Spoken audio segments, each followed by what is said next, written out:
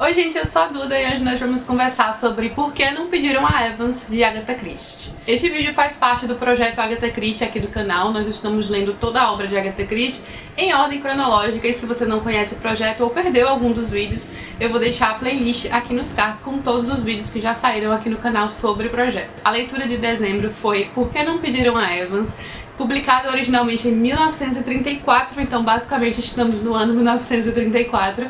E aqui nós temos uma história com muita ação até, suspense e mistério, mas com dois protagonistas diferentes. Não é nenhum daqueles detetives principais, não é o Hercule Poirot, Miss Marple, Tommy e Tuppence, que na verdade são os que mais se assemelham aqui ao casal. Se você conhece o casal, Tommy e Tuppence Beresford, é naquele mesmo estilo, só que aqui nós temos o Bob e a Frances. Eles dois se conhecem desde pequenos, moram numa cidadezinha próximo a Londres, e aqui no começo do livro o Bob tá jogando golfe. Inclusive uma curiosidade é que o nome Bob Jones na época era de um golfista super famoso norte-americano, que estava em alta naquele tempo, então a Agatha tirou o nome do personagem daí. Só que o Bob não é um bom golfista no livro. Ele perde uma das bolas lá e quando ele vai procurar, ele encontra um corpo que possivelmente caiu do penhasco ali perto. Ele vai até lá e percebe que este homem ainda está vivo, prestes a morrer. Então este homem recobra a consciência e a única coisa que ele diz é: por que não pediram a Evans antes de morrer? E então morre. É levantado ali um inquérito acerca da morte, mas eles têm um veredicto de morte acidental, né, porque o penhasco estava com muita névoa ali naquele momento, e aparece uma irmã para identificar o corpo e diz que é seu irmão, enfim, que estava viajando. Mas não será tão simples assim, porque logo o Bob percebe que alguém está tentando matá-lo, coloca morfina na bebida dele, tentam afastá-lo para longe com oferta de emprego mirabolante. Então ele, na verdade, passa a investigar por conta disso. Ele nem estava desconfiado, mas ele junto com a Frances percebem que há algo por trás aí, que se alguém está querendo matá-lo, de uma hora para outra, sem motivo algum, deve ter ligação com aquele corpo que ele encontrou e com aquelas palavras que ele escutou. O que eu gosto muito desse livro é da interação dos dois, do Bob e da Frances, especialmente de como a Frances interage aí com outras pessoas e como ela investiga esse caso. Porque eles não têm muito de onde partir. Apenas um homem que ficou perto do corpo possivelmente mexeu no cadáver, então eles começam a desconfiar deste homem que mora numa propriedade próxima. Então ela meio que se infiltra nesta propriedade, forja um acidente ali na frente, passa uns dias lá e começa a investigar aos poucos, mas é aquela detetive amador mesmo, sabe? Então eles não sabem exatamente pra onde ir, quem é Evans, enfim, exatamente o que aconteceu, quem era aquele homem, porque logo eles se dão conta que a identificação foi falsa, foi forjada. Tem vários pequenos mistérios no ar e eu gosto muito da forma natural que eles dois vão conseguindo as informações, sabe? Conseguindo mais pistas e percebendo que há muito ali por trás. E é um dos livros, assim, mais ativos de Agatha Christie, porque em vários momentos eles estão investigando algo e uma cena leva a outra, então não fica exatamente parado, sabe, numa mansão, numa propriedade, com aquelas pessoas e investigando apenas ali.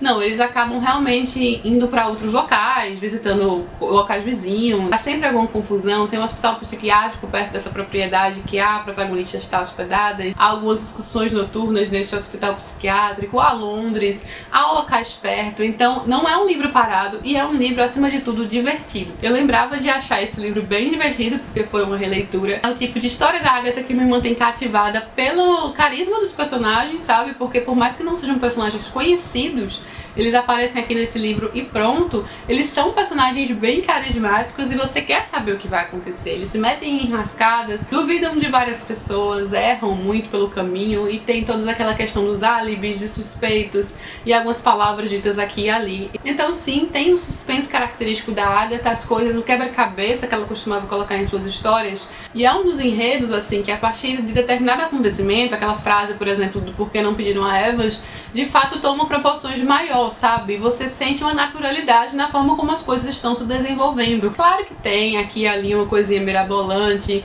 uma coincidência talvez um pouco forçada, né? Aquele negócio que vem ali pra salvar, talvez sim, tem. Mas isso não tira a engenhosidade dessa trama de Agatha Christie, que é tão pouco conhecida, assim, quando a gente pensa em Agatha Christie, eu acho que ninguém associa. Pensa em vários outros livros, com outros detetives, mas esse aqui sempre foi, assim, um dos que eu acho realmente muito legais. Mesmo que você não conheça Agatha Christie, por mais que não seja um dos que eu por exemplo, digo de cara assim, me indica um livro de Agatha pra ler. Eu geralmente não digo esse aqui, mas ele é sim um bom livro pra começar a ler Agatha Christie. Ainda que você não vá conhecer de cara os detetives principais, mas você vai ter uma boa ideia até da diversão de suas histórias, sabe? Como ela às vezes tornava leve, assim, alguns aspectos cômicos. Gosto muito de como o enredo de Por que Não Pediram a Evans se desenvolve, das proporções que tomam, assim, do que está por trás do crime. Agora chegamos naquela parte para comentar rapidamente com um pouquinho de spoilers. Eu vou colocar aqui um momento em que você pode pular para ficar livre de spoilers, já que a intenção também do projeto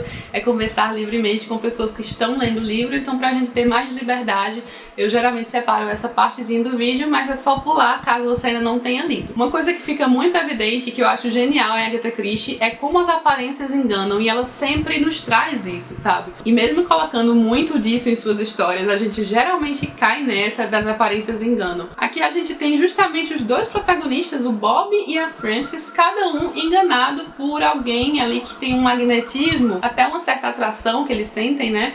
A Frances pelo Roger e o Bob pela Moira. Então eles têm esses dois personagens e que justamente quando eles estão ali dentro para investigar, para descobrir quem são os reais assassinos, quem são os criminosos que está por trás de tudo aquilo, são esses que eles vão confidenciar, que eles vão tentar salvar, que eles vão tentar se aliar. E são justamente os dois criminosos. E como tudo ali é arquitetado, como eles se aproveitam disso e como os personagens caem nas aparências, aí tem aquela questão, né, do homem que trabalha no hospital psiquiátrico, que é o Sr. Nicholson.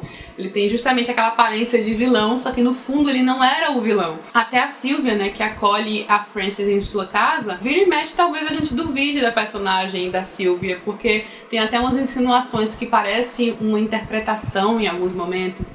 Então a gente começa a duvidar das pessoas erradas, justamente das pessoas erradas. Claro que você pode ter acertado em determinado momento, até eu acho que fica um pouco mais claro depois de certa parte do livro, mas os personagens que seriam os principais suspeitos, né? Até porque a própria Frances vai para aquela casa dos Bassington French para poder investigar justamente o Roger, que era o mais provável de ter ali mexido e contaminado a cena do crime, né, porque foi quem ficou com o morto até a polícia chegar, e mesmo assim ela acaba confiando nele. E é isso uma coisa que a Agatha trabalha muito em todos os livros dela.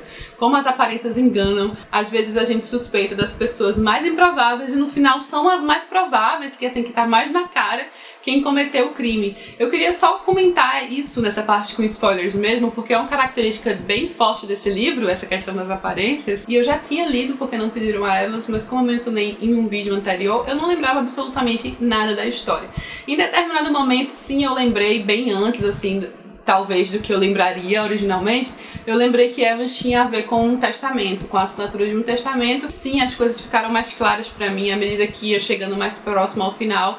Eu não sei se mais claras porque eu naturalmente adivinharia ou mais claras porque eu já tinha lido a história, então ela tava um pouquinho na minha cabeça. Mas sim, eu acho que é uma trama bem engenhosa aí de Agatha Christie. Eu gosto muito do final desse livro, de como eles descobrem os criminosos. Tem aquela partezinha forçada do Roger mandando a carta, e aquela carta vai realmente esclarecer tudo, né? De outra forma, ficaria esclarecido, assim, mas não com tantos detalhes. Então isso é bem providencial, como uma forma que a Agatha utilizou para colocar, né, todas as explicações, fechar os buracos através da voz do próprio criminoso, que está muito longe, em outro país, em outro continente. E é isso, eu espero que você tenha gostado do livro. Caso tenha feito essa leitura conosco em dezembro, ele é um dos mais divertidos e dos que não tem, assim, detetives principais, é um dos meus preferidos. Nossa leitura do projeto para o mês de janeiro será também um livro não tão conhecido, assim, talvez até nem tão querido pelos fãs de Agatha Christie, que é o Detetive Parker Pyne. Eu já li esse aqui também em 2008, então na mesma época que eu li esse aqui, Por que Não Pediram a Evans, vai completar 10 anos de leitura. Eu não lembro dos contos, é um livro de contos, mas então é isso, nós vamos ler um livro assim mais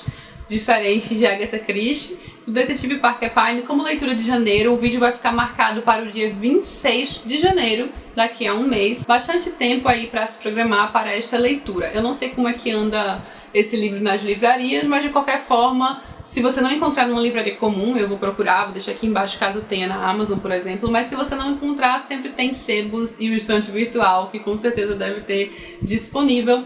E eu espero que vocês gostem, que façam essas leituras conosco, porque também é interessante conhecer as obras menos conhecidas de Agatha Christie. Tem o seu charme, né? Ler as obras menos conhecidas. Então, vamos lá. Será releitura, mas não lembro absolutamente nada, então vai ser como uma nova leitura pra mim, basicamente. E é isso, eu espero que vocês tenham gostado do vídeo. Se você ainda não conhecia o projeto, seja muito bem-vindo, é sempre tempo de começar. Como sempre, o link vai estar aqui, o card, eu vou deixar aqui ao lado também. E se gostou do vídeo, não esquece de curtir, se inscrever no canal, deixa seu comentário aqui embaixo, vamos continuar a conversa por aqui. Beijos e até a próxima!